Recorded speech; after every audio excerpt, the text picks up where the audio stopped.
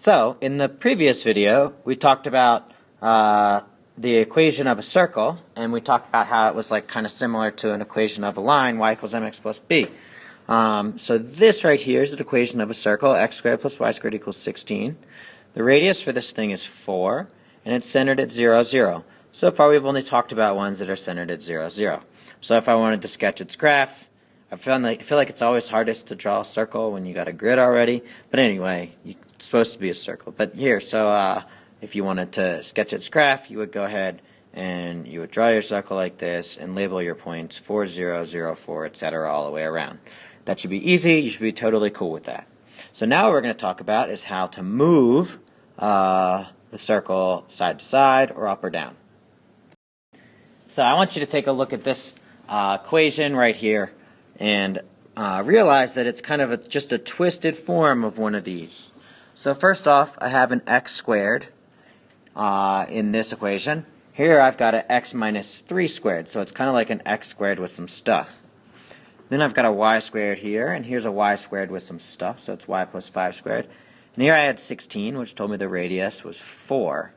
Here I've got a 36. See if you can guess your way into what the radius is going to be. You should have guessed, or hopefully maybe you might have guessed, well, I've got 16 and I square root that to get the radius for this guy.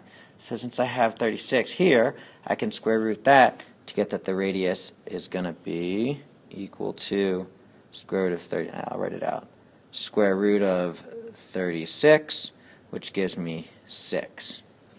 So, we good with that? We should be good with that. So from here, now I'm going to look and I'm going to figure out what this does to the circle. So, when I look at this thing, I see x squared. And it comes back to the same principles that we've talked about for parabolas or absolute values and all kinds of stuff. The center of this thing is at 0, 0. Well, the x-coordinate of this piece is 0, and that's because when I plug in 0 for x, it makes me square 0. So the question over here is what value of x makes me square 0? Well, if I make x equal to 3, so I'll write that out, x equal to 3, then that makes me square 0 here. Same thing over here. What makes me square 0 here? What makes me square 0 here? What y value makes me square 0? Well, that would be y equals negative 5. And if you go through that process, then you can totally figure out where the center is. The center of this thing is just 3, comma, negative 5. So I'll write it out, center at 3, comma, negative 5. Oops, why did I write 15? So it's that easy. And then after you've identified those parts, so I'll circle in green, I know that the radius is 6 and the center is at 3, negative 5. So now I can just go and build the graph of this thing. So I'm going to go like this. I'm going to go over 1, 2, 3, well, 3 units there. And then I'm going to go down 5 units, 1, 2, 3, 4, 5. I'm going to put, oops, undo, let me go to 3. I'm going to write 3, comma, negative 5.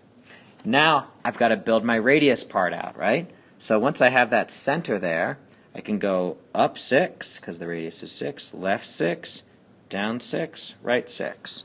So I'll go up first. I go up 6 units from negative 5, so that takes me to positive 1, just above the axis like that. So I'll label that as 3, comma, positive 1. Next point there, over 6, negative 3, negative 5. I subtracted 3 from the 3 value, the x value. Next one down 6 from negative 5, which takes me to negative 11. Last one, over 6 from the 3 takes me to 9. So now all I got to do is fill in the circle like this. Doesn't look the greatest, but I got my points on there and that's what matters.